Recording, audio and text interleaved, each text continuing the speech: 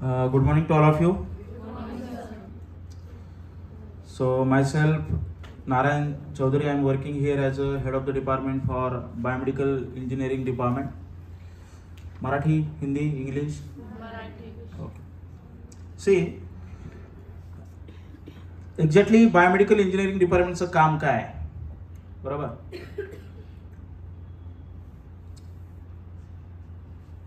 जे नवीन इक्विपमेंट येतात आपल्या हॉस्पिटलमध्ये, बरोबर, हॉस्पिटलमधले इक्विपमेंट्स तुम्ही सगळ्यांनी बघितलेत. आयसीयू मधले इक्विपमेंट, ओटी मधले, वॉर्ड्स मधले, हो की नाही, ventilator, CT scan, MRI, X-ray, ECG, खूप सगळे इक्विपमेंट आहेत. त्या सगळ्या इक्विपमेंटचं मेंटेनन्स, इन्स्टॉलेशन, त्याची तुम्हाला ट्रेनिंग देणं, ब्रेकडाऊन कॉल अटेंड करणं, प्रिव्हेंटिव्ह मेंटेनन्स करणं, ह्या सगळ्या रिस्पॉन्सिबिलिटीज जर कोणतं डिपार्टमेंट पार पाडत असेल तर ते बायोमेडिकल इंजिनिअरिंग डिपार्टमेंट. ठीक आहे. सो आजच्या सेशनचे मेन ऑब्जेक्टिव्ह काय आहेत बघा. Learn safe use of biomedical equipment, खूप इम्पॉर्टंट पॉइंट आहे. Identify the potential hazards like electrical, fire, infection etcetera. Prevent equipment related accidents. And last one is ensure patient and staff safety. पेशंटची safety जेवढी important आहे तेवढी आपली पण safety important आहे, हो की नाही. See what is bye general equipment safety. Equipment फक्त हॉस्पिटलमध्ये नाही, आपल्या घरी पण आपण वेगवेगळ्या टाईपचे इक्विपमेंट्स वापरतो, हो की नाही. बघा, आता सपोज एक्झाम्पल एक व्हेंटिलेटर घेतलाय. पुढच्या स्लाइडमध्ये मी डिटेलमध्ये इक्विपमेंट वाईज सांगतो. फक्त जनरल इक्विपमेंट सेफ्टीमध्ये काय काय पॉईंट्स टाकलेत बघा. पहिला पॉईंट काय टाकला आपण, परफॉर्म प्री यूज चेक. बरोबर आहे. कोणतेही मशीन तुम्हाला आता यूजसाठी घ्यायचंय, राईट. सगळ्यात अगोदर लगेच मशीन घेतले की लगेच पेशंटला लावलं असं असतं का? नाही. तुम्हाला त्याला अगोदर काही गोष्टी पॅरामीटर चेक करावं लागतील. लाईक त्याची पॉवर केबल आहे का, त्याचं प्रॉपर कॅलिब्रेशन झालेलं आहे का, सपोज व्हेंटिलेटर असेल तर त्याला गॅस सप्लाय येतोय का, बरोबर आहे. आणि दुसरी एक इम्पॉर्टंट गोष्ट, use equipment only if you train. तुम्हाला जर त्या इक्विपमेंट विषयी 100% नॉलेज असेल तरच ते मशीन वापरा, तरच ते यूज करा. Otherwise take help from your seniors, from your incharge, हो की नाही. आपल्या इथं सगळ्यात घाणेरडी सवय बघा, सगळ्यांनाच. आपण बऱ्याच वेळेस अलार्म इग्नोर करतो. What is bye alarm. Alarm is a medium, बरोबर आहे. मशीनला बोलता येत नाही, मशीन आपल्याशी कशा थ्रू बोलतं, हेल्प ऑफ अलार्म्स. आणि त्याला जर आपण इग्नोर केलं तर मशीनचं तुमचं कम्युनिकेशन इज व्हेरी डिफिकल्ट, बरोबर आहे. म्हणजे मशीन काहीतरी सांगते ना, त्याला काहीतरी प्रॉब्लेम आहे, राईट. सो अलार्मचे पण 3 टाईप आहेत, high priority, medium priority, low priority, हो की नाही. ते पुढच्या स्लाइडमध्ये मी सांगतो. कोणताही, फक्त एक गोष्ट लक्षात ठेवा, कोणत्याही मशीनला शक्यतो जे क्रिटिकल केअर इक्विपमेंट आहे, सपोज डेफिब्रिलेटर आहे, व्हेंटिलेटर आहे, अॅनेस्थेशिया मशीन आहे, असे जे इक्विपमेंट्स आहेत त्याला कोणताही अलार्म आला तरी त्याला इग्नोर करायचा नाही. ह्याच्या रिलेटेड मी एक्झाम्पल सांगतो. कधी कधी काय होतं बघा, तुम्ही व्हेंटिलेटर पेशंटला कनेक्ट केलेला असतो आणि आपण पॉवर कॉर्ड कनेक्ट नाही करत. मशीन तुम्हाला ओरडू सांगत असतं रेड कलरमध्ये की बाबा I am working on a battery backup, मला मेन पॉवर सप्लाय द्या, मी बॅटरीवर काम करतोय. पण आपण लक्ष देत नाही. 3-4 तास मशीनला बॅटरी बॅकअप असतं, 4 तासांनी मशीन ऑन पेशंट बंद पडून जातं, बरोबर आहे.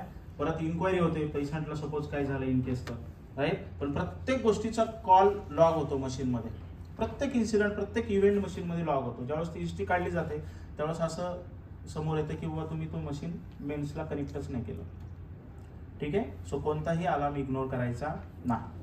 Keep equipment clean, dry and dust free, बरोबर आहे, रुटीन गोष्ट आहे. आणि जे पण काय ऍक्सेसरीज असतात बघा, ज्या मॅन्युफॅक्चररने अप्रूव्ह केलेल्या असतात शक्यतो त्याच यूज करायच्या. एक्झाम्पल, सपोज क्वाटरी आहे ओटी मध्ये, बरोबर आहे. डिस्पोजेबल पॅडल्स असतात, कधी कधी आपण कम्पॅटेबल आणतो, कम्पॅटेबल लावतो, right. Again it will be hazardous for the patient. आणि ज्यावेळेस कोणतंही मशीन यूज मध्ये नसेल तर ते चालू कंडिशन मध्ये ठेवायचं नाही, ते बंद करून ठेवायचं. बऱ्याच वेळेस आयसीयू मध्ये आम्ही बघतो मॉनिटर आहे, पेशंट सपोज सिटी स्कॅनला गेला, MRI ला गेला, मॉनिटर तसाच चालू असतो. तुम्ही NIBP चा इंटरव्हल सेट केलेला असतो, 5 मिनिटं, 10 मिनिटं, 15 मिनिटं, बरोबर आहे. पेशंट बेडवर नाहीये, मॉनिटर तो BP कप आहे ना, जर 5 मिनिटाला त्यात हवा भरतो, रिलीज करतो, हवा भरतो, रिलीज करतो, हो की नाही. आपण त्याकडे लक्ष देत नाही. जर अशा कंडिशन मध्ये आपल्याला स्ट्रिक्टली मशीन काय करायचंय, बंद करून ठेवायचं. So this is nothing but general equipment safety.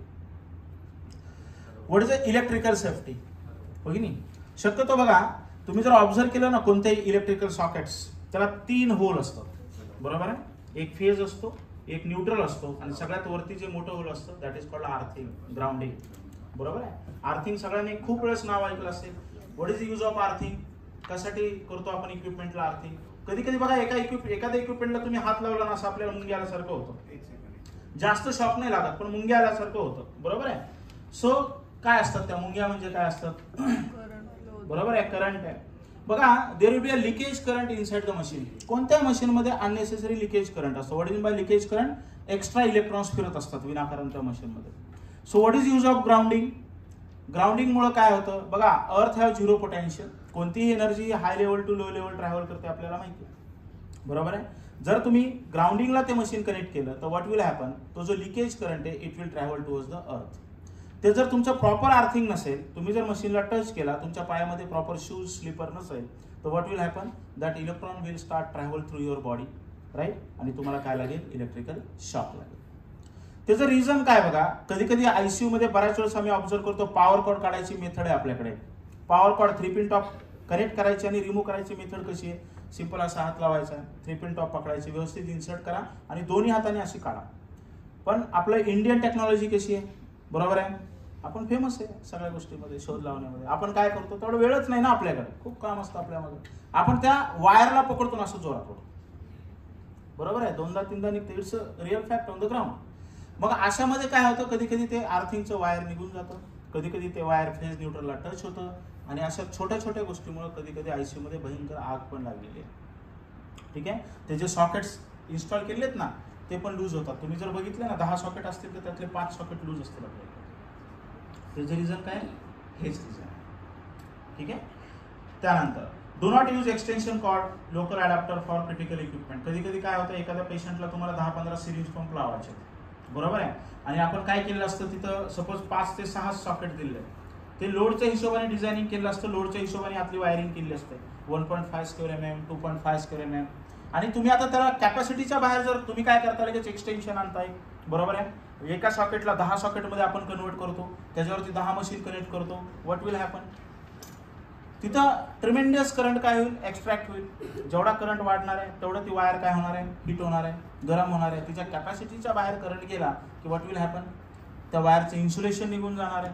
वायरचं insulation निघालं की फेज न्यूट्रल अर्थिंग जवळ असतात, त्या दोन वायर एकमेकाला टच होणार आहेत. There will be a sparking and again there will be a chances of fire. ठीक आहे. Inspect cable regularly for cuts and burns. बरोबर आहे. जी पण पॉवर केबल आहे फक्त एक नजर टाकायची कुठं कट झाली का वगैरे. शक्यतो तुम्ही ज्यावेळेस आपण इलेक्ट्रॉनिक्स बेड वापरतो तर बऱ्याच वेळेस त्याच्यामध्ये बेड अप अँड डाऊन करताना पॉवर कॉर्ड बऱ्याच वेळेस कट होण्याचे चान्सेस असतात, बरोबर. इन्सुलेशन निघून गेलं असतं, तर अशा गोष्टीमध्ये आपल्याला लक्ष द्यायचं. डू नॉट ओव्हरलोड सॉकेट्स, आता सांगितलं मी तुम्हाला. Keep liquid away from the power sockets. ठीक आहे. कोणत्याही सॉकेट्समध्ये पाणी जाता कामा नये. If shock, spark or burning smell, जर कुठं तुम्हाला वाटतंय की मला मशीनला शॉक लागल्यासारखं होत आहे किंवा मला कुठं स्पार्किंग दिसली आहे किंवा कुठं बर्निंग स्मेल येतो आहे, तर सगळ्यात अगोदर तुम्हाला काय करायचं, ते मशीन बंद करायचं, त्याला अनप्लग करायचं आहे आणि immediately you have to call to biomedical department, electrical department. ठीक आहे. त्यानंतर फायर सेफ्टी. फायरचं लेक्चर तुमचं ऑलरेडी झालेलं असेल, राईट. फायर कशामुळे होते? शक्यतो हॉस्पिटलमध्ये it is a electrical short circuit, oxygen leak, बरोबर आहे. जिथं सर्किट शॉर्ट झालाय तिथं जर ऑक्सिजन लीक झाला it will be increase the fire and over heating the devices. कधी कधी एखादा मशीन आहे ना तुम्हाला खूप गरम झाल्यासारखं वाटतं, जर असं तुमच्या निदर्शनास आलं, असं तुम्ही बघितलं, तर immediately contact to biomedical department. एखादं इक्विपमेंट ओव्हर हिट होत असेल तर डोंट यूज दॅट मशीन. ठीक आहे. त्यानंतर प्रिव्हेंटिव्ह मेजर्स. आग लागू नये म्हणून काय करायचं मी आत्ताच तुम्हाला सांगितलं, अवॉइड ओव्हरलोडिंग सॉकेट्स. जर यदा कदाचित तुम्हाला खूप सगळ्या मशीन एका जागेवर कनेक्ट करायची गरजच आहे, you don't have plan B, बरोबर आहे, take advice of expert. Technical कुणाची तरी हेल्प घ्या आणि तुमचं काम करा. ठीक आहे. Ensure good ventilation around the equipment. आपण बघा बऱ्याच वेळेस आपले जे पीसी असतात ना, पीसीचा जो सीपीयू आहे, सीपीयूला पाठीमागे एक एक्झॉस्ट फॅन दिलेला असतो. तुम्ही आता बऱ्याच जागेवर आता आयसी मध्ये कुठेही जा, सीपीयू कुठे ठेवलाय बघा, तर टेबलच्या खाली ठेवलेला असतो आणि पाठीमागे ढकलून दिलेला असतो, त्याच्या पुढे बऱ्याच गोष्टी ठेवलेल्या असतात, बरोबर आहे. म्हणजे त्याचा जो एक्झॉस्ट आहे तो पूर्ण आपण ब्लॉक केलेला असतो. काय होईल, ती हीट आतमध्येच अडकणार आहे, बरोबर आहे. त्याची सहनशीलता आहे तोपर्यंत तो सहन करेल आणि एका पर्टिक्युलर टायमिंगला तो काय करेल, फायर कॅच करेल. सो कोणत्याही मशीनच्या आजूबाजूला, बरोबर आहे, व्हेंटिलेशन पाहिजे. इव्हन तुम्ही ऐकलं असेल बघा, घरामध्ये कधी कधी फ्रीजचा स्फोट होतो. फ्रीजचा स्फोट व्हायचं रिझन काय? जिथं कॉम्प्रेसर आहे तिथं हीट असतेच, बरोबर आहे. तुम्ही फ्रीजला ज्या साईडला कॉम्प्रेसर आहे ना त्या साईडला हात लावून बघा घरी गेल्यानंतर, आज खूप गरम लागेल तुम्हाला, बरोबर आहे. पण आता किचनमध्ये आपल्या जागा कधी कधी कमी असते, मग आपण ॲडजस्टमेंट करतो, फ्रीज एका साईडला दाबतो, त्याच्या साईडला काहीतरी ठेवतो, त्याच्या आजूबाजूला जर तुम्ही कसलंही व्हेंटिलेशन नाही दिलं तर again it will be cause of such type of explosion. आत्ताच मध्ये कुठेतरी किस्सा झाला, फ्रीजचा स्फोट झाला घरात. त्याचं रिझन काय? कोणतंही बघा, इथं हॉस्पिटलमध्येच नाही, आपल्या डे टू डे लाईफमध्ये कोणतंही इलेक्ट्रिकल इक्विपमेंट असू द्या, त्याच्या आजूबाजूला थोडी तरी हवा खेळती पाहिजे फॉर द हीट डेसिपेशन. ठीक आहे. त्यानंतर no open flames near the oxygen supply or equipment. रेसचा फुल फॉर्म तुम्हाला सांगितलाच असेल, हो की नाही? Rescue patient alarm, contain fire if safe and extinguish with fire extinguisher or evacuate. Infection control. ठीक आहे. आता सपोज मॉनिटरचे प्रोब आहेत, ते आपण प्रत्येक पेशंटला चेंज नाही करत, ह्या पेशंटचा त्या पेशंटला, त्या पेशंटचा त्या पेशंटला. कधी कधी काही पेशंट खूप इन्फेक्शियस असतात, हो की नाही? काही भयंकर आजार असतात, एकाचा दुसऱ्याला होतो. तर आपल्याकडं क्वालिटी डिपार्टमेंट आहे, सगळ्यांना माहिती आहे, बरोबर आहे. तिथे एक इन्फेक्शन कमिटी आहे ना, त्याच्यावरती ते वर्कआउट करतात की बाबा कोणत्याही क्लिनिंग करायचं, कोणतं सोल्युशन वापरायचं. तर त्याच्या गायडन्सने ह्या सगळ्या गोष्टी तुम्ही काय करा, क्लिनिंग करा. So it will avoid the infection to you as well as to the another patient. ठीक आहे. जर खूपच इन्फेक्शियस पेशंट असेल तर it's better to use a disposable electrodes. एकदा वापरायचे, फेकून द्यायचे. बघा, इम्पॉर्टंट पॉईंट आहे मेडिकल गॅस पाईपलाईन. आपल्या हॉस्पिटलमध्ये तुम्हाला माहिती आहे, ICU मध्ये, वॉर्डमध्ये तुम्ही एक पाईपलाईन बघितली असेल बघा, त्याला असे कलर दिले आहेत, बरोबर आहे. तर what is use of this colour code? ह्या कलर कोडचं युटिलायझेशन काय? टू आयडेंटिफाय द गॅस, म्हणजे कोणत्या पाईपमधून कोणता गॅस जातोय हे ओळखण्यासाठी हे कलर कोडिंग महत्वाचं आहे. आता सगळ्यात अगोदर बघा, एअर आहे, दिसतंय? तर त्याचा जो बेस कलर आहे, तो बेस कलर कोणता आहे? ब्ल्यू आहे. आणि त्याच्यावरती 2 रिंग आहेत बघा, एक व्हाईट आणि एक ब्लॅक. जर असं तुम्हाला कुठं पाईप दिसला तर समजून घ्यायचं त्यामधनं काय फ्लो होत आहे? एअर. एअर लागते कुठं? एअर कशासाठी लागते? सक्शन वेगळा part. Air is a positive pressure, suction is a negative pressure. बघा, व्हेंटिलेटर असेल, ॲनेस्थेशिया मशीन असेल, त्याला एअर लागतं. सपोज तुम्ही व्हेंटिलेटरवरती 60% FI2 सेट केलं तर राहिलेलं 40% काय असते? एअर असते. ठीक आहे. सो ती एअर आपण आपल्या हॉस्पिटलमध्ये जनरेट करतो. ऑक्सिजन प्लांटच्या बाजूला प्लांट आहे, ठीक आहे, तिथं कॉम्प्रेसर आहे, तिथून एअर जनरेट करून ती पूर्ण हॉस्पिटलमध्ये काय केलं असते? सर्क्युलेट केलं असते थ्रू दिस पाईप. त्या एअरचं प्रेशर जर तुम्हाला कधी कोणी विचारलं तर it's around 4 bar. What is the standard pressure of air which is required for ventilator as well as anaesthesia machine? It is a 4 bar. ठीक आहे. त्यानंतर बघा, दुसरा पाईप तुम्हाला दिसतोय, ऑक्सिजन. ऑक्सिजनचा कलर कोड काय? बेस कलर काय आपला? येलो. त्याच्यावरती कोणती रिंग आहे? व्हाईट, बरोबर आहे. जर असा पाईप तुम्हाला कुठं दिसला तर काय समजायचं? त्यातनं काय फ्लो होतोय? हे का सांगतोय? ज्यावेळेस कुठं आग लागणार आहे त्यावेळेस you are so part of technical team.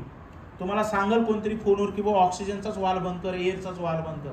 त्यावेळेस तुम्हाला क्लिअर झालं पाहिजे की ऑक्सिजनचा पाईप कोणता आहे, एअरचा पाईप कोणता आहे, व्हॅक्युमचा पाईप कोणता आहे, बरोबर आहे. त्यामुळे हे कलर कोडिंग खूप महत्वाचं आहे. ठीक आहे.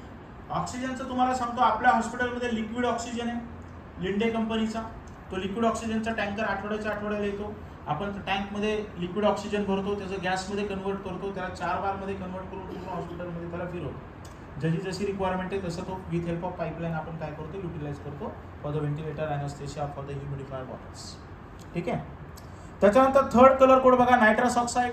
त्याच्यामध्ये काय दिसतंय बघा, बेस काय? कॅनरी येलो आहे, त्याच्यावरती फ्रेंच ब्ल्यू आणि सिग्नल रेड हे 2 बँड आहेत. त्यानंतर व्हॅक्यूम, तुम्ही जे म्हणले ना सक्शन, तर हा सक्शनचा पाईप आहे बघा. Vacuum is suction. Base colour काय आहे त्याचा? स्काय ब्ल्यू आहे, त्याच्यावरती बँड कोणता आहे? ब्लॅक आहे. So this is for the vacuum. And last one is a carbon dioxide. लॅप्रोस्कोपीमध्ये OBGYला वगैरे वापरतात ना कार्बन डायऑक्साईड. तर कार्बन डायऑक्साईडचा पाईप कसा ओळखायचा? बेस कलर कोणता आहे तुमचा? Canary yellow. आणि त्याच्यावरती जो बँड आहे तो बँड कोणता आहे? It is a light grey. So this is a basic color coding for the MGPS. What is by MGPS? It is a medical gas pipeline system. ठीक आहे.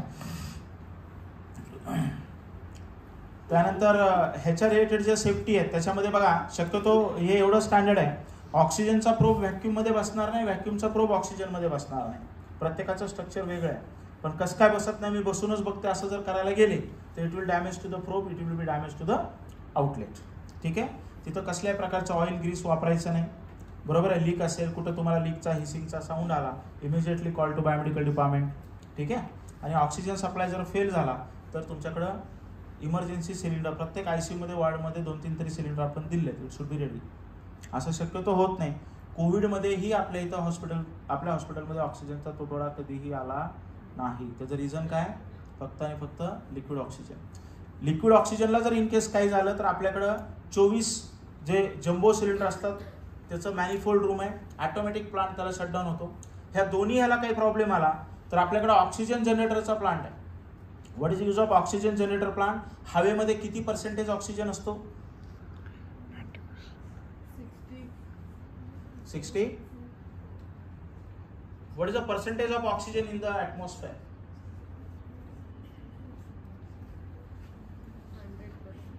100%.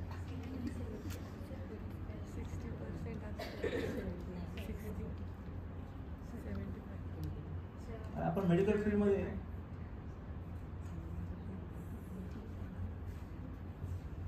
हवेमध्ये 21% ऑक्सिजन आहे, 78% नायट्रोजन आहे, 0.03% कार्बन डायऑक्साईड आहे, 0.01% other gases आहेत. So oxygen किती आहे हवेमध्ये? मिनिमम 21%. लक्षात घ्या. जरी इन केस तुम्ही व्हेंटिलेटर एखाद्या पेशंटला लावला आणि सेंट्रल गॅस जरी तुमचा सपोज टकक झाला तर ते मशीन काय करतं? सेंट्रली म्हणजे हवेमधला जो 21% ऑक्सिजन आहे तो कलेक्ट करून पेशंटला द्यायचं काम करतं. जर इन केस मशीन टर्बाईन असेल किंवा एअर जरी तुम्ही कनेक्ट केला असेल तरी. ठीक आहे. किती पर्सेंटेज आहे ऑक्सिजनचं हवेमध्ये? 21%. ठीक आहे. पुढं आता मेकॅनिकल आणि हँडलिंग सेफ्टी. इक्विपमेंट कधी कधी आपण एका जागेवरून दुसऱ्या जागेवर घेऊन जातो, बरोबर आहे.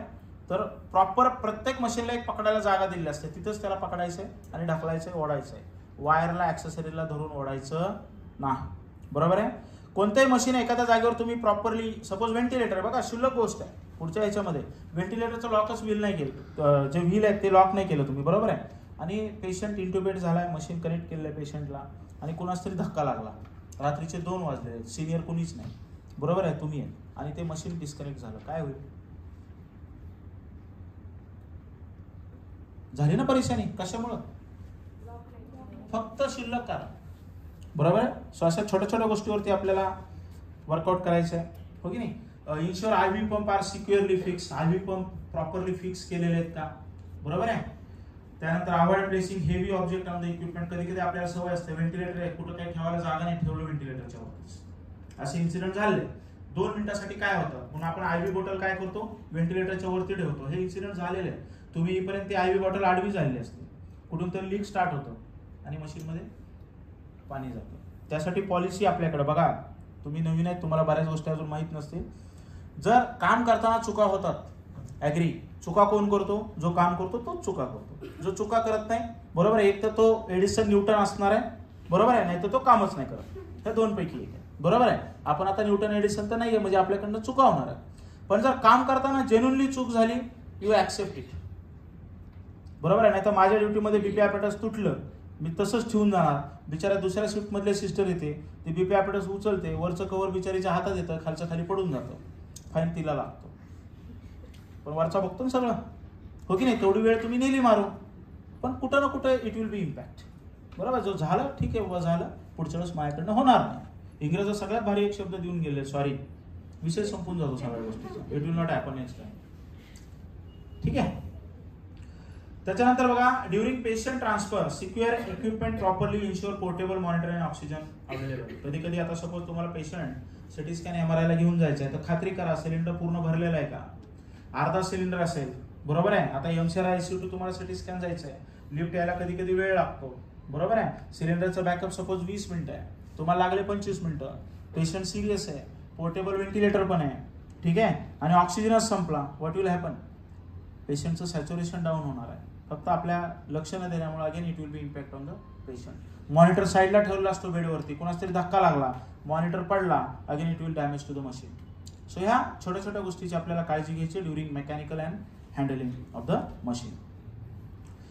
इन केस कधी जर तुम्ही सिटी स्कॅन एक्सरेला गेले, MRI मध्ये तर तुम्हाला एंट्रीच नाही सपोज, आणि पेशंट खूप इरिटेबल आहे, पेशंटचे नातेवाईक नाही आहेत, कधी कधी आपल्याला पेशंट पाशी थांबावं लागतं. सो एक्सरे सगळ्यांना माहिती आहे, which is very dangerous. It is a invisible poison, बरोबर आहे, स्लो पॉइझन आहे ते आपल्यासाठी, हो की नाही. लगेच त्याचा इम्पॅक्ट होत नाही, पण लॉंग लाईफ त्याचा इम्पॅक्ट दिसतोच. सो अशा वेळेस तुम्हाला काय करायचं आहे, you have to use lead aprons shield when you are near to the X-ray in CT or X-ray room. बरोबर आहे. एक्सपोजर टाइम मिनिमम ठेवायला सांगा टेक्निशियनला, किंवा जेवढं तुम्हाला लांब उभा राहता येईल तेवढं त्या मशीनपासून काय करा, लांब उभा राहा. ठीक आहे. जर यदा कदाचित तुम्ही कुठे लीड ॲप्रॉन वापरताय, तुम्हाला दिसला हा क्रॅक आहे, बरोबर आहे, ह्याच्यामध्ये काहीतरी फॉल्ट आहे, immediately contact to biomedical department. ठीक आहे. तसं तर आपण ह्याचं क्यूए करतो वर्षातून एकदा. क्यूए करतो म्हणजे काय करतो आपण, एक्झॅक्टली डिटेक्टर असतो मशीनच्या खाली, बरोबर आहे, लीड ॲप्रॉन डायरेक्ट त्याच्यावरती ठेवतो आणि पूर्ण लीड ॲप्रॉनवरती आपण एक्सरे एक्सपोज करतो. कुठे हेअर जरी क्रॅक असेल त्याला, तरी त्याची इमेज काय ते लगेच कॅसेटवरती तुम्हाला प्रिंट दिसते. तसं जरी दिसलं तरी आपण तो लगेच डिस्कार्ड करतो. 6 महिन्याला वर्षाला आपण करतो. पण इन केस आपण आज क्यूए केलं आणि दुसऱ्या दिवशी कुणाकडे तुरुत पडला, त्याच्या आतमध्ये काय असतं, लीड असते, बरोबर आहे, आणि त्या लीडला क्रॅक गेला, राईट. मग तुम्ही पुढच्या 6 महिन्याची वाट बघणार आहेत का? Again it will be dangerous to the user, right. So you have to inform to biomedical department. Emergency preparedness मध्ये बघा, कोड ब्ल्यू तुम्हाला सगळ्यांना माहिती आहे, त्याच्यामध्ये डेफिब लागतो शक्यतो इक्विपमेंटमध्ये, बरोबर आहे, राईट. तो प्रॉपरली दररोज तुम्हाला चेक करायचा आहे.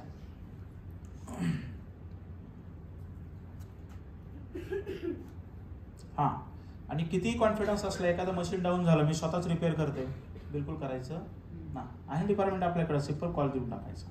पण छोट्या छोट्या गोष्टीसाठी कॉल नाही द्यायचा. आपल्या घरामध्ये सपोज फ्रीज बंद पडला, टीव्ही बंद पडली, तर लगेच आपण टेक्निशियन इंजिनियरला बोलवतो का? टीव्ही नाही चालू होते, काय करतो आपण, रिमोट चेक करतो, सेल उलटे पालटे करतो, सेल दुसरे टाकतो, वायर हलवून बघतो, डिशला जाऊन चेक करतो, बरोबर आहे. आणि 90% तिथं टीव्ही चालूच होतो की नाही? तसंच आहे इथे, बरोबर. लगेच थोडं काही दिसलं की लगेच 30-31 डोंट डू दॅट. आता तुम्हाला माहिती आहे, मॉनिटर आहे सपोज, ईसीजी मशीन, ईसीजी काम नाही करत, बाजूला दुसरा स्टेबल पेशंटचा ईसीजी केबल काढा, ह्याला कनेक्ट करा, ह्याची त्याला कनेक्ट करा. You just diagnose the small things. तुम्हाला सपोज तो केबल याला लावला की तुम्हाला समजून जातं कशामध्ये प्रॉब्लेम आहे, केबलमध्ये प्रॉब्लेम आहे, and give call to department. ठीक आहे. हां, जरी त्याचा तुम्हाला कॉन्फिडन्स नसेल, करू नका. ज्यावेळेस तुम्ही ट्रेन व्हाल त्यावेळेस करा. कोणत्याही गोष्टीचं रिपोर्टिंग तुम्हाला इन्चार्जला करायचं आहे, incharge will report to biomedical department. आता एक कॉल द्यायची एक मेथड आहे बघा. कॉलला आम्ही 3 ह्याच्यामध्ये कॅटेगराईज केलं आहे, हाय प्रायोरिटी, मीडियम प्रायोरिटी आणि लो प्रायोरिटी. हाय प्रायोरिटी म्हणजे काय, सपोज व्हेंटिलेटर आहे, कार्डियक मध्ये हार्ट लंग मशीन आहे, अॅनेस्थेशिया मशीन आहे, ओपन हार्ट सर्जरी चालू आहे, ओटी लाईट आहे, ओटी टेबल आहे ड्युरिंग सर्जरीज. ह्याच्यासाठी तुम्हाला रिटर्न कॉल द्यायची गरज नाही. परत आपण बघू डॉक्युमेंटेशनचं. अगोदर आपल्याला पेशंट वाचवणं गरजेचं आहे. फोनवरती डायरेक्ट इंजिनियरला कॉल करायचा, बरोबर आहे. कुणी रिस्पॉन्ड नाही केलं, डायरेक्टली कॉल टू मी आज. ठीक आहे. जर मीडियम लेवलचा कॉल असेल, आता आपल्या इथं प्रॉब्लेम काय बघा, आता बीपी ॲपरेटस आहे, काही काही वार्डमध्ये 10 बीपी ॲपरेटस आहे. तिथं वरती दिसतंय तुम्हाला अर्जंट अँड रुटीन लेफ्ट साईडला. आता मला सांगा, तुमच्याकडे 10 बीपी ॲपरेटस आहे, त्यातला एक खराब झाला तर रुटीनला टिक करायला पाहिजे का अर्जंटला टिक करायला पाहिजे, बरोबर आहे. पण आपले सगळेच कॉल अर्जंट असतात, मग त्या अर्जंटची व्हॅल्यूच राहत नाही, बरोबर आहे. आता व्हेंटिलेटर आहे, त्या व्हेंटिलेटरला एखादा अलार्म येतोय, तुमच्याकडे स्टँड बाय व्हेंटिलेटर नाही, इट शुड बी अर्जंट ना. ठीक आहे. तर आता कॉल लिहायचा कसा बघा. सगळ्यात अगोदर बघा, आता हा रॉंग कॉल लिहिलाय बघा त्यांनी. आता suppose name of the department NICU आहे, इक्विपमेंट नेमचं तिथं काय लिहिलंय, स्किन प्रोब लिहिलाय. स्किन प्रोब ही ऍक्सेसरीज आहे, it is not a equipment. तिथं काय लिहायला पाहिजे होतं. ठीक आहे, दुसरा मी सांगतो तुम्हाला कॉल. आणि कंप्लेंट मध्ये काय लिहिलं बघा त्यांनी, skin probe not working, skin probe send to department असं लिहिलंय, बरोबर आहे. साईन केली, डेट टाकली.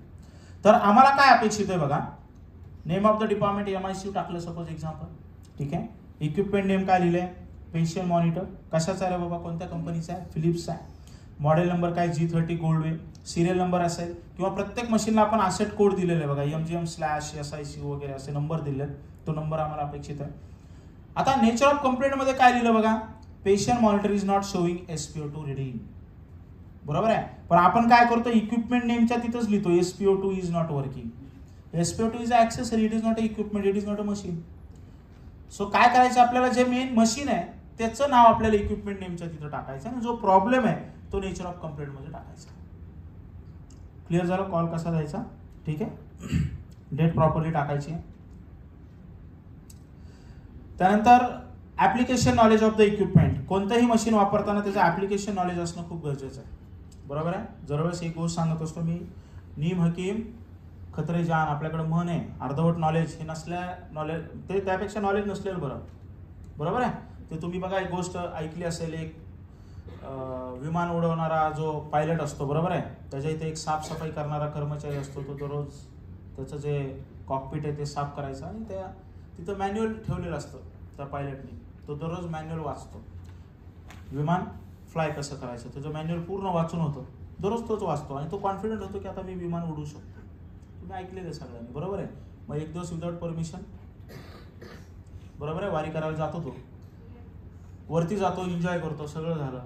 पण वापस यायचा जो पार्ट असतो ते बुक दुसरं असतं, ते त्यांनी वाचलेलं नसतं. बरोबर आहे. He don't know how to land. बरोबर आहे. काय होईल, विमान तो खाली येईल, त्याचा आत्मा कशामुळे झाला असं. बरोबर आहे. So complete knowledge is very important. ठीक आहे. आणि ह्याच्या बाबतीत मी तुम्हाला सांगतो बघा, ICU असेल तर प्रत्येक महिन्याला आमची टीम प्रिव्हेंटिव्ह मेंटेनन्ससाठी येते. वार्ड असेल तर आमची टीम 3 महिन्याला प्रिव्हेंटिव्ह मेंटेनन्ससाठी येते. OTला पण आपण 1.5-2 महिन्याला प्रिव्हेंटिव्ह मेंटेनन्ससाठी येतो. आमचा इंजिनियर असतो, टेक्निशियन असतो. तुम्हाला कोणत्याही मशीनचा यूज करायला जर काही प्रॉब्लेम आहे, तुम्हाला ट्रेनिंग पाहिजे, you ask them for the training. त्यांना तिथे छोटे छोटे डाऊट असू द्या, काही प्रॉब्लेम नाही. बऱ्याच वेळेस आपल्या इथं कॉल येतो ECG मधनं, ECG मशीन मधनं प्रिंटच येत नाही. आम्ही जाऊन चेक करतो, ECG पेपरच उलटा टाकलेला असतो. बरोबर आहे. छोटी गोष्ट आहे, माहित नाही, विचारा ना, काही प्रॉब्लेम नाही. पण कधी कधी तो ECG त्या टायमिंग मध्ये त्या पेशंटचं निघणं खूप गरजेचं असतं. तेवढा वेळ निघून गेला तर क्षुल्लक गोष्ट आहे, अगेन तो पेशंट बिचारा स्वतःची लाईफ लूज करण्याची शक्यता आहे. कशामुळं, तुम्हाला ECG पेपर कसा टाकायचा हे माहित नसल्यामुळं. होते की नाही असं. सो कोणतीही छोटी मोठी गोष्ट असेल you ask for the training. तुम्हाला त्यांचं ट्रेनिंग नाही पटलं, तुम्हाला डिटेल ट्रेनिंग पाहिजे, तुम्ही मला विचारा, आपण कंपनीचे स्पेशलिस्ट बोलू. प्रत्येक कंपनीमध्ये एक ऍप्लिकेशन इंजिनियरची पोस्ट असते. बरोबर. व्हेंटिलेटर असेल, मॉनिटर असेल, क्लिनिकल, कोणतेही तुम्ही टेक्निकल कोणतेही ट्रेनिंग जरी विचारलं, विल अरेंज द ट्रेनिंग. ठीक आहे. त्याच्यानंतर आता मशीन इन्स्टॉल केल्यानंतर आपण त्याच्याबरोबर युजर मॅन्युअल दिलेलं असतं. मला माहिती आहे प्रत्येकाकडे खूप लोड असतो, पण जर आपण स्क्रोलिंग करायच्या ऐवजी, कधी कधी आपण करतो, मोबाईल अलाउड आहे तुम्हाला आयुष्यामध्ये नाहीये, व्हेरी गुड. ठीक आहे. जर इन केस मोबाईल अगोदर अलाउड होते सगळ्यांना, स्क्रोलिंग करायच्या ऐवजी जर मॅन्युअलचे दररोज 2 पेजेस वापरले, तो will be a confident for the machine.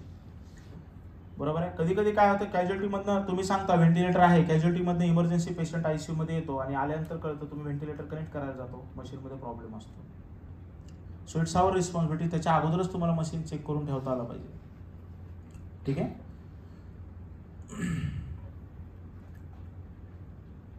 How to handle alarms, मगाशी मी तुम्हाला सांगितलं होतं. So alarm is a communication between machine and end user. बघा, रेड कलर मध्ये जर अलार्म असेल, रेड कलर मध्ये, तुम्हाला त्याला इग्नोर करता कामा नये. It's a high priority alarm. तुम्हाला त्याच्यावरती ऍक्शन घेणे. सपोज व्हेंटिलेटरचा ऑक्सिजनचा प्रोबच डिस्कनेक्ट झाला तर मशीन कशामध्ये अलार्म देणार आहे, oxygen pressure low, oxygen pressure low किंवा ऑक्सिजन लेवल लो असं म्हणणार आहे तो. बरोबर आहे. It is in red colour. ठीक आहे. त्याला जर तुम्ही टायमिंग मध्ये अॅक्नॉलेज नाही केला, युअर पेशंट विल बी डाय. ठीक आहे. जर एखादा अलार्म येलो कलर मध्ये असेल, तो कोणताही अलार्म तुम्हाला अॅक्नॉलेज करणे, पण तुम्ही कोणत्या तरी कामामध्ये तुम्हाला थोडा वेळ लागतोय तो अलार्म अॅक्नॉलेज करायला, that is okay. It will not directly impact on the patient. किंवा सपोज ड्रॅगरचं मशीन तुम्ही यूज करता, त्याच्यामध्ये एखादा अलार्म येऊन गेला, जोपर्यंत तुम्ही त्याला अॅक्नॉलेज नाही करत तोपर्यंत तो येलो मध्ये तसंच फ्लॅश होत राहतो. एकदा का तुम्ही त्याला अॅक्नॉलेज केलं की नंतर तो निघून जातो. ठीक आहे. 90% अलार्म्स हे सेटिंगचे अलार्म्स आहेत. एक्झाम्पल तुम्हाला सांगतो, अलार्म येतो का, सपोज तुम्ही FI2 पेशंटला सेट केलाय 80%. ठीक आहे. आणि मशीनची जी अलार्म सेटिंग आहे व्हेंटिलेटरची, ती तुम्ही अप्पर लेवल सेट केली 100% आणि लोअर केली आहे 90%. म्हणजे मशीनला तुम्ही काय सांगितलंय, 100च्या वरती जात नाही, पण मी एक्झाम्पल सांगतोय, 100च्या वरती गेलं तरी मला सांग, 90च्या खाली आलं तरी मला सांग. आणि तुम्ही सेट काय करताय 80%, जी कशाची खाली आहे, 90च्या खाली आहे. मशीन तुम्हाला अलार्म देणार, लो FI2, लो FI2. बरोबर आहे. पेशंटचं सॅच्युरेशन सगळं मेंटेन होणार आहे. It will not impact on the patient. पण हा अलार्म कशामुळे आला, due to the setting. So simple आपल्याला काय करायचंय, लोअरची जी 90ची सेटिंग आहे ती कशावर घ्यायची, आपल्याला 50 करा, त्याला 60 करा. So what are the values you are going to set, it will be in between upper limit and lower limit. Alarm नाही येणार.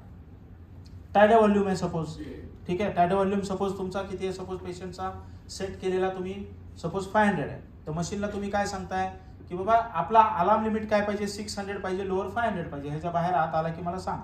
पण आपण वेगळीच काहीतरी सेटिंग करतो, बरोबर आहे. Again machine will give you alarm low tidal volume किंवा हाय टायडा व्हॉल्यूम, ठीक आहे. आणि जर टेक्निकल अलार्म असेल तर immediately you have to call to biomedical department. जर एखादा इक्विपमेंट ब्रेकडाऊन मध्ये गेलं तर तुम्हाला मी आताच सांगितलं बेसिक लेवलचा कॉल असेल, स्वतः अनालिसिस करा, स्वतः सॉल्व्ह करायचा ट्राय करा, ठीक आहे. नाही झाला तर बायोमेडिकलला कॉल करा. इमर्जन्सी असेल तर direct telephonically call to biomedical department. Complaint कशी लिहायची मी तुम्हाला आताच सांगितलं. हाऊ टू डिसइन्फेक्ट इक्विपमेंट, बरोबर आहे. ते डिसइन्फेक्शन कमिटी जी आहे त्यांच्याकडनं त्याच्या गाईडलाईन्स घ्या, त्याच्यानुसार मशीन तुम्ही काय करा, डिसइन्फेक्ट करा. शक्यतो मशीन ज्यावेळेस तुम्ही मॉपिंग करता त्यावेळेस ते सोल्युशन एकदम हलकं घ्यायला लावायचं मावशीला, आणि एकदम हलक्या हाताने स्क्रीन वगैरे तुम्हाला काय करायचे, क्लीन करायचे. Don't use water. If equipment use electric shock, एखादी मशीन तुम्हाला शॉक देत असेल, बरोबर, हात लावला तर मुंग्यासारखं होत असेल तर what to do. Don't touch equipment by moist hand. Replace power cord, बरोबर आहे. Change electrical socket. कधी कधी त्या सॉकेटमध्येच आर्थिंग नसते, ओढून ओढून ती वायर निघून गेलेली असते, बरोबर आहे. आणि तरी प्रॉब्लेम असेल तर immediately call to biomedical department. आता काम करताना जर अचानक इमेज ओव्हरलॅप झाली, फायर लागली, खूप इम्पॉर्टंट पॉईंट आहे. आता तुम्ही आयसीयू मध्ये काम करताय आणि अचानक मशीनने पेट घेतला, बरोबर आहे, काय करायचं. आपल्याकडे बघा प्रॉब्लेम छोटा असतो पण आपण गोंधळच एवढा करतो की तो प्रॉब्लेम असं वाटतं की खूप काही झालं, बरोबर. सगळ्यात अगोदरचं सिच्युएशन आपल्याला कंट्रोलमध्ये घेणे.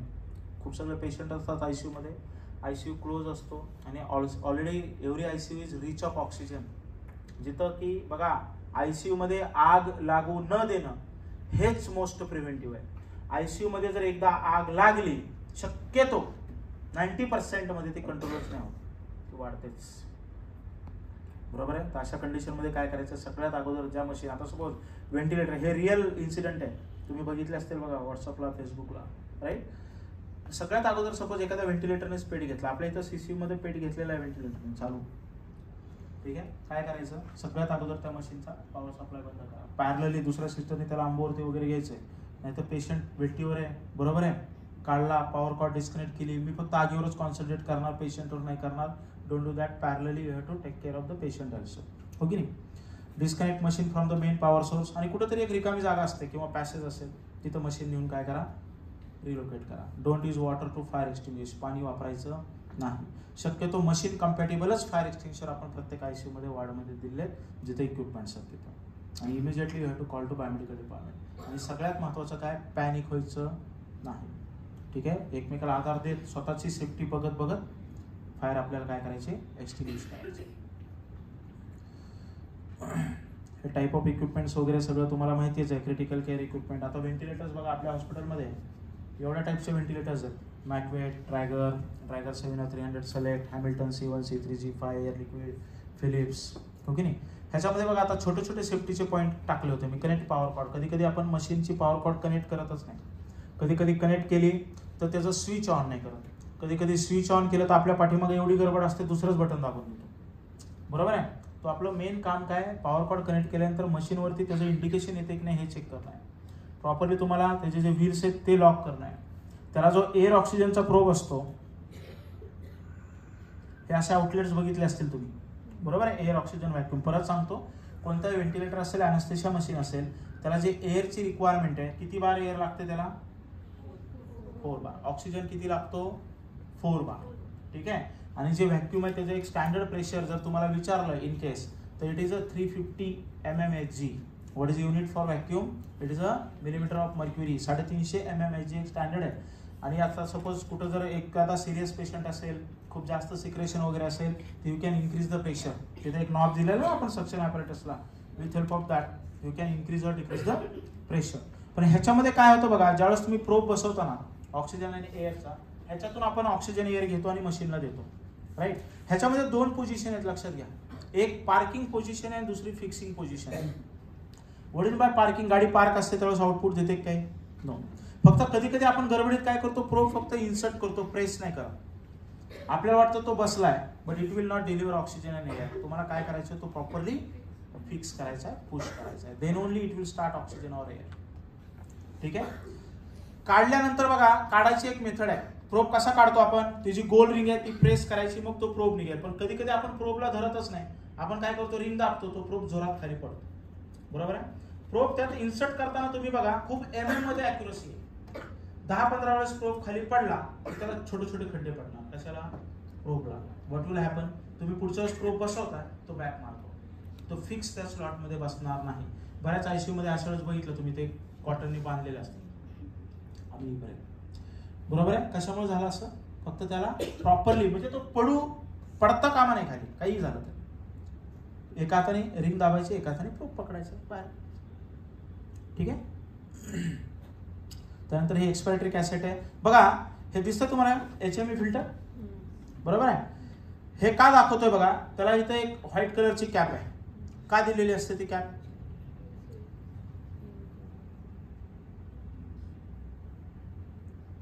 What is use of that cap.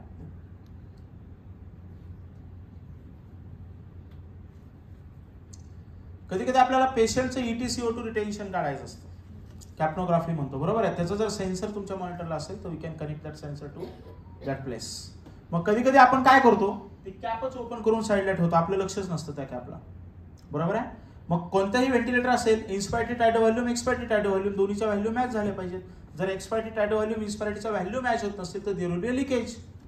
कधी कधी एक्सपायर्टी टायटो व्हॉल्यूम तुमचा काय येतो, 0 येतो. पेशंट तर प्रॉपर इंट्युबेट केलाय, कुठंच लिकेज नाहीये, बरोबर आहे. बऱ्याच वेळेस येऊन आम्ही फक्त काय करतो, ती कॅप आहे ना प्रॉपर फिक्स करतो अँड प्रॉब्लेम गेट रिझॉल्व्ड. छोटीशी गोष्ट आहे. ठीक आहे. जर वेळ असेल तर always it's a better practice, you test any ventilator on the test lung. कोणताही व्हेंटिलेटर असेल तर तो कशावरती चेक करायचा, टेस्ट लंग वरती चेक करा. ठीक आहे. ही जी एक्सपायट्री कॅसेट आहे प्रत्येक पेशंट नंतर आपल्याला ॲटोक्लेव्ह करायची आहे. ड्रॅगरचा व्हेंटिलेटर असेल same parameters you have to follow. बघा याला पण HME फिल्टर दिसतंय खाली, त्याला कॅप दिली आहे. ह्याच्यामध्ये तुम्हाला काय करायचं आहे, प्रत्येक पेशंट नंतर एक्सपायट्री सेक्शन ह्याचा क्लीन झाला पाहिजे. तो कसा क्लीन करायचा बघा, हा एक्सपायट्री सेक्शन आहे, राईट. ती एक फ्लॅप दिसते, जस्ट ओपन दिस फ्लॅप, कव्हर ओपन झालं. त्याच्या आतमध्ये जो तुम्हाला ग्लास सारखा एक सबस्टन्स दिसतो that is a flow sensor. त्याला सिंपल लेफ्ट साईडला पुश करायचं आहे. बघा तो असा बाहेर निघेल ओढल्यानंतर. ठीक आहे. नंतर हा जो सेंटरचा व्हाईटचा पार्ट दिसतोय तिथे एक लॉक आणि अनलॉकचं सिम्बॉल आहे, बरोबर आहे. अनलॉकच्या डायरेक्शनला त्याला रोटेट करा, हा पूर्ण पार्ट बाहेर येईल. बाहेर आल्यानंतर त्याला 4 ह्याच्यामध्ये असा डिवाइड करायचा. हे 4ही part you can send to the autoclave. ठीक आहे. पण आपल्याकडे तेवढे स्टँड बाय नसतात, दुसरा पेशंट लगेच कनेक्ट करायचा असतो. तो ह्याला स्टर्लियम किंवा जे काही तुमचं डिसइन्फेक्शनचं सोल्युशन असेल त्याने प्रॉपरली क्लीन करायचं. ठीक आहे. त्या अलीकडची गोल्ड रिंग दिसते, त्याच्या पलीकडचा सेंटरचा सेकंड पार्ट, त्याच्यामध्ये कधी कधी सिक्रेशन जातं. ते सिक्रेशन आपल्याला प्रॉपरली क्लीन करायचं आहे. जर ते सिक्रेशन तुम्ही प्रॉपरली क्लीन नाही केलं, that secretion travel to the flow sensor and flow sensor again damage. ही ॲक्टिव्हिटी प्रत्येक पेशंट नंतर झाली पाहिजे. ठीक आहे. त्यानंतर हॅमिल्टन व्हेंटिलेटर C1 तुम्ही बघितलं असेल, which is utilize as a portable ventilator म्हणून आपण त्याला वापरतो. ICU मधून सिटी स्कॅनला वगैरे तुम्हाला पेशंट घेऊन जायचं असेल तर. बाकीच्या ह्याला फ्लो सेन्सर मशीनमध्ये आहेत, बरोबर आहे. फक्त एकमेव असा व्हेंटिलेटर आहे ज्याला की फ्लो सेन्सर डिस्टल एंडला आहे. तर फ्लो सेन्सरचे कनेक्शन आहेत बघा, दिसतात तो ब्लू एक आणि व्हाईट एक, दिस आर फ्लो सेन्सर कनेक्शन. त्याला जर तुम्ही उलट इन केस कनेक्ट केलं, ब्ल्यूचं व्हाईटला गेलं आणि व्हाईटचं ब्ल्यूला गेलं तर it will give a alarm की बाबा रिव्हर्स द फ्लो सेन्सर म्हणून तो अलार्म देईल. जर रिव्हर्स द फ्लो सेन्सर असा अलार्म आला हॅमिल्टनवरती तर काय करायचं, सिम्पल फ्लो सेन्सरच्या ह्या केबल्स काय करायच्या, उलट्या करायच्या. सिम्पल कलर कोडिंग फॉलो करायची. ठीक आहे. हा दिसतो ब्लू कलरचा, तो काय फ्लो सेन्सर आहे. आता हा पण फ्लो सेन्सर खूप कॉस्टली, 2,500 ते 3,000 आहे. प्रत्येक पेशंटला चेंज करणं पॉसिबल नाही. म्हणून काय करायचं, टेस्ट लंग म्हणजे काय, आपला पेशंट आहे. बघा ह्याच्यामध्ये काय केलं आपण, पेशंट आणि फ्लो सेन्सरच्या मध्ये काय केलंय, HME फिल्टर यूज केलाय, बरोबर आहे. तो HME फिल्टरचा यूज काय, it will save the flow sensor from the infection. म्हणजे सेम तुम्ही दुसऱ्या पेशंटला यूज करू शकता. ठीक आहे. आले का सर, आले. अच्छा अच्छा, ठीक. ओके. त्यानंतर बघा सिलेंडर्सला तुम्हाला सपोज आता पेशंट इकडून तिकडे घेऊन जायचं, बरोबर. ह्याला सिलेंडर कनेक्ट करायचं आहे, राईट. सिलेंडर कनेक्ट करण्यासाठी ह्याच्यामध्ये 2 मोड आहेत, एक HPO आहे, दुसरा LPO आहे. HPO म्हणजे काय, हाय प्रेशर ऑक्सिजन, आणि LPO म्हणजे काय, लो प्रेशर ऑक्सिजन. सिलेंडरवरती कनेक्ट करायचं तर तुम्हाला काय, कोणता मोड सिलेक्ट करायचा आहे, LPO. ठीक आहे. आणि असा LPO कनेक्टर आपण प्रत्येक ICU मध्ये दिलाय, खालचा ग्रीन कलरचा. मेन सेंट्रलचा पाईप तुम्हाला डिस्कनेक्ट करायचा आणि हा तुम्हाला कशाला कनेक्ट करायचा आहे, ह्युमिडिफायरला. बघा, this is a complete transport ventilator arrangement. ठीक आहे, ज्यावेळेस तुम्हाला पेशंट याच्यावरती शिफ्ट करायचा आहे त्यावेळेस तुम्हाला अशी अरेंजमेंट करायची. सिलेंडर प्रॉपरली ठेवलाय, टाय केलाय, ह्युमिडिफायर आहे, बरोबर आहे. ह्युमिडिफायरची जी बॉटल आहे ती विथ हेल्प ऑफ ट्युबिंग आपण कुठं कनेक्ट केली आहे, मशीनला, with help of LPO connector. फक्त ह्याच्यामध्ये एक काळजी आपल्याला घ्यायची आहे की बाबा humidifier bottle should be dry, त्याच्यामध्ये पाणी टाकायचं नाही. इन केस जर कोणी प्रेशर वाढवलं तर what will happen, that water will be travel inside the machine and again it will be damage to the PC. ठीक आहे, एअर लिक्विडला पण सेम प्रोटोकॉल्स आहेत. हा त्याचा एक्सपायटरी फ्लो सेन्सर आहे. जो वरचा सेक्शन दिसतोय त्याच्यामध्ये एक चिप आहे, PCB आहे, तो ऑटोक्लेव्हला द्यायचा नाही. खालचे 2 section you can send to the autoclave. ठीक आहे, अलार्म्स मी तुम्हाला ऑलरेडी सांगितले. आता लो हाय ऑक्सिजन कशामुळे येतो, मी तुम्हाला सांगितलं, सेटिंग्स, बरोबर आहे. Low high tidal volume, it is again related to the settings. जर इन केस एखाद्या व्हेंटिलेटरला लो ऑक्सिजनचा अलार्म येत असेल, ऑक्सिजनचं प्रेशर आपल्या इथं कधीही कमी होत नाही. त्याचं रिझन काय, तुम्ही प्रोब प्रॉपरली बसवलेलं नाहीये. तसा अलार्म आला तर प्रोब काढायचा, परत एकदा प्रॉपरली फिक्स करायचा, अलार्म निघून जाणार. आणि जरी जात नसेल तर मग बायोमेडिकलला काय करायचं, इमिजिएटली कॉल करायचं. ठीक आहे, ECG machine properly paper insert करायचा आहे. प्रिंटच येत नाही त्यावेळेस अगोदर चेक करा आतमध्ये पेपर आहे की नाही. बऱ्याच वेळेस तुम्ही कॉल दिलेले आहे किंवा प्रिंटच येत नाही, चेक केलं तर आतमध्ये पेपरच नसतो, बरोबर आहे. सो अशा गोष्टी चेक करूनच कॉल द्यायचा आहे. त्यानंतर ECG काढताना प्रॉपरली जेली यूज करायची आहे. त्या ECG वायरमध्ये जे ट्विस्टिंग असते ते twisting time to time remove करायची आहे. ECG पेपर चेक करायचा आहे. ECG काढताना पेशंट कोणत्याही मेटॅलिक सबस्टन्सला टच होता कामा नये. ठीक आहे, बघा, टच झाल्यानंतर such type of artifact will be occur inside the graph. पेशंटमध्ये काही प्रॉब्लेम नाही, मशीनमध्ये काही प्रॉब्लेम नाही. कशामुळे आलं हे, it is called a metallic artefact. ठीक आहे, काही काही मशीन एवढ्या सेन्सिटिव्ह आहे, तुम्ही सेलफोन मोबाईल जरी जवळ घेऊन गेले तरी तो आर्टिफॅक्ट पकडतो. ठीक आहे, bulb electrode, it should be always clean. बघा आता इट्स अ ग्राउंड फोटो, अर्धा पूर्ण रस झालाय. ऑलरेडी ECGचं जे व्होल्टेज असतं ते मिली व्होल्ट आहे. ते मशीनला कॅप्चर करून तुम्हाला ग्राफ डेव्हलप करून द्यायचा आहे. त्याला इनपुटच प्रॉपर नाही मिळालं तर तुमचा ग्राफ प्रॉपर येणार आहे का, नाही येणार आहे. तर तो अर्ध्या सेक्शन मधनच काय करतोय, ग्राफ पिकअप करतोय, व्होल्टेज पिकअप करतोय. सो पेशंट झाला की लगेच तुमच्याकडे मामा मावशी असते, लगेच सांगून द्यायचं क्लीन करायला प्रॉपर. ठीक आहे, दुसरी प्रॅक्टिस, ह्याच्यामध्ये जेली भरून ठेवायची नाही. आता तुम्ही कोणत्याही ICU मध्ये जा, हा बल्ब इलेक्ट्रोड प्रेस करा, जेली बाहेर येणार म्हणजे येणार. ठीक आहे, ह्याच्यामुळे काय होतं, 2 ते 3 महिन्यालाच तो बल्ब इलेक्ट्रोड खराब होतो. Defibrillator, it is again topmost life saving equipment, बरोबर आहे. तर डेफिब्रिलेटर ज्यावेळेस असतो बघा, it should be continuously on the charging, continuously तो चार्जिंगवरती ठेवायचा.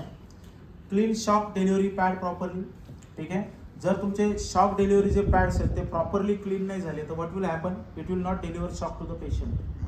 ठीक आहे, check defib on a daily basis. आपला NABHचा प्रोटोकॉल आहे. डेली तुम्हाला एनर्जी सिलेक्ट करायची आहे, प्रिंट द्यायची आहे, बरोबर आहे. आणि ती प्रिंट आपल्याला काय करायची, रजिस्टरला लावायची. सर 1-2 मिनिटं झालं. आणि एक शॉक डिलिव्हर करून तुम्हाला बघायचं. शॉक डिलिव्हर म्हणजे पेशंटला देऊन बघायचं का सॅम्पल, नाही, मशीनमध्येच तो पॅरामीटर अवेलेबल. बघा, टेस्ट पास झाली, खाली आलं test 50 joule pass, that means your machine is working okay. ज्यावेळेस तुम्ही मशीन युटिलाइज करताय, इन केस दुपारी एखाद्या डॉक्टरला मशीन वापरायचं आणि त्यांनी शॉक डिलिव्हर नाही केला, हे तुमच्यावर नाही येणार. You are recorded. तुम्ही सकाळी प्रिंट काढली आहे, रजिस्टरला कनेक्ट केली आहे, मशीन आहे, दुपारी खराब झाली. ठीक आहे, so it is very important. Multipara monitor, ह्याच्यामध्ये एकच आहे, SP2 प्रोब येणार विरुद्ध एका सेम हँडला कनेक्ट करायचा नाही. Again it will be impact on the readings.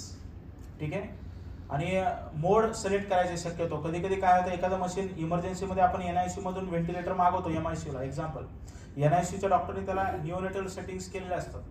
तिथं निओनेटलमध्ये सपोज टायडो व्हॉल्यूम मॅक्सिमम आपण 40 देतो पेशंटला, बरोबर. आणि MICU मध्ये तुम्हाला 500 द्यायचा, 350 द्यायचा, पण तुमची सेटिंग काय, निओनेटल आहे. तुम्ही 500 सेट करताय, मशीन डिलिव्हरच नाही करत. मशीनमध्ये प्रॉब्लेम आहे का, नाही. It is a safety feature. जर मोड निओनेटल असेल तर machine will not deliver more than 40. ठीक आहे, मग तुम्हाला फक्त मोड चेंज करायचा आहे, right. You have to just simple follow the colour code while connecting the accessories. ठीक आहे, सिरिंज पंपचा प्लंजर प्रॉपरली तुम्हाला चेक करायचं आहे, कनेक्ट झाले की नाही. हे जर लूज असेल again it will be cause of accident of that particular syringe pump. दररोज 2 ते 3 BP ॲपॅरेटस आमच्याकडे रिपेअरिंगला असतं, बरोबर. ग्लास तुटला वगैरे तर त्याचं काय, ज्यावेळेस तुम्ही BP रेकॉर्ड करताय त्यावेळेस प्रॉपरली पेशंट इरिटेट असतो, सेफ जागेवर ठेवा, पेशंटचा धक्का लागून ते पडता कामा नये. आणि हे क्लोज करायची एक मेथड आहे, BP ॲपॅरेटस क्लोज करायची मेथड काय, त्याला सेंटरला एक SS वॉल आहे, बरोबर आहे. SS वॉल फिक्स करण्यासाठी BP ॲपॅरेटसमध्ये त्याला एक स्लॉट दिला आहे, तो खालच्या डायरेक्शनला त्याच्यामध्ये अडकून परत तुम्हाला रॅप करून प्रॉपरली ठेवायचं आहे. पण बऱ्याच वेळेस आपण काय करतो, तो SS वॉल वरच्या डायरेक्शनला करतो आणि जोरात BP ॲपॅरेटस प्रेस करतो. What will happen, it will crack, it will damage to the mercury tube. ठीक आहे. सो जे कॉटरी वगैरे आहे, ॲनेस्थेशिया आहे, it will be on a ground training. So at the last for the safety precaution is always better than cure. ठीक आहे. Thank you very much.